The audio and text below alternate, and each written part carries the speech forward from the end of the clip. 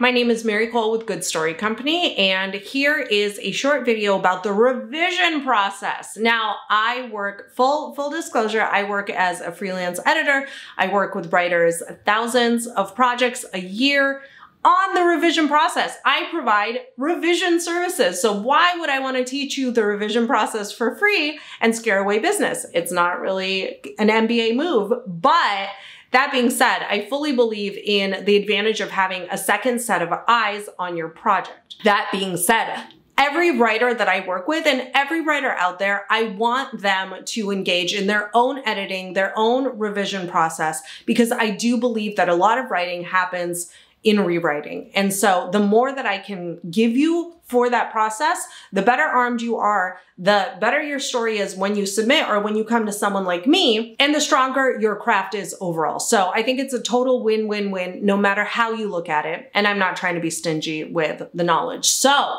the revision process, when I teach revision to writers, I try to get them to zero in on their mission statement. Now, some people call this a premise, a logline, a pitch. That language tends to be a little intimidating, especially early in the revision process. So I kind of say mission statement to soften that a little bit. So what is your mission statement with the story? If I were to ask you what the story is about, usually the ingredients of that are the character, a little bit about the plot, and then maybe the theme. So you touch upon all three in your pitch. So Percy Jackson might be a demigod kid's journey toward self-acceptance and acceptance from his father, Poseidon. You can throw that in there to sort of give it that Greek myth flavor. You know, just kind of the main arc that your character goes on, maybe something that they're hoping to achieve for themselves, maybe something that they need to learn. Obviously, you don't want to do outright teaching with your stories because nobody wants to read a lecture. They want to read a good story well told. But I think theme is really important to this discussion of the mission statement. So what I'm asking you to do by focusing on the mission statement is to sort of do a reverse funnel treatment of your story. So you have your 350 page novel, and now you have crafted this mission statement, which is maybe a sentence. The mission statement acts like a focusing lens on what you really intended to do.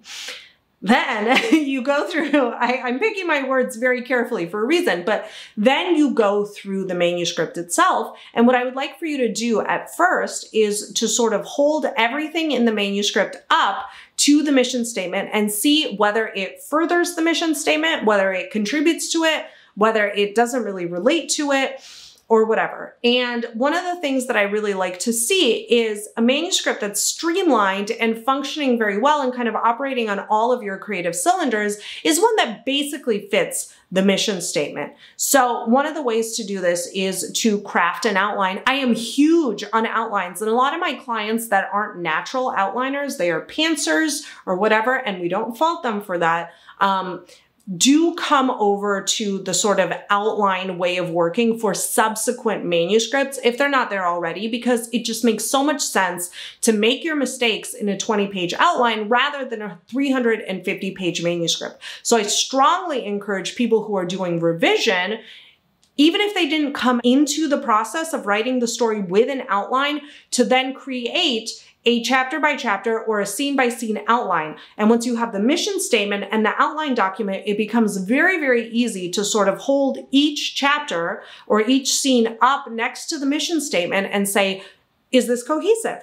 Does this reflect the mission statement? Maybe it dovetails with the mission statement, or maybe if it's an antagonizing scene where the character, tries something and fails, maybe it challenges the mission statement and, let's just say Percy Jackson tries something where he isn't true to himself and it fails. Well, that still relates to the mission statement of him trying to discover who he is. He's just not so successful in this scene. So things can uphold the mission statement or they can challenge the mission statement.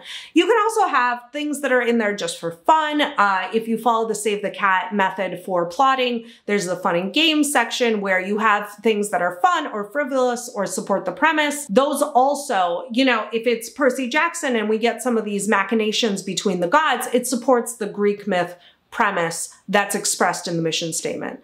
It's only if you have scenes where you're kind of wandering around, the point isn't clear, that it's a secondary character that you get too into that doesn't really support the rest of the story, that is where you can make some large-scale changes to your outline, to chapters you've written, scenes that you've written, because you realize that they don't really relate to the mission statement, even tangentially. And then once you have everything that's cohesive with sort of the main thrust of your story, you can start rearranging things at the outline to sort of try and adhere to a story structure that you like. And there are about 1 million story structures that you can study, from the 3-act structure to sort of the emotional plot that I talk about in my book, Writing Irresistible Kidlit, to any of these, like the 15-point beat sheet for Save the Cat, writes a novel with from Jessica Brody. There are many things that you can apply to your plot.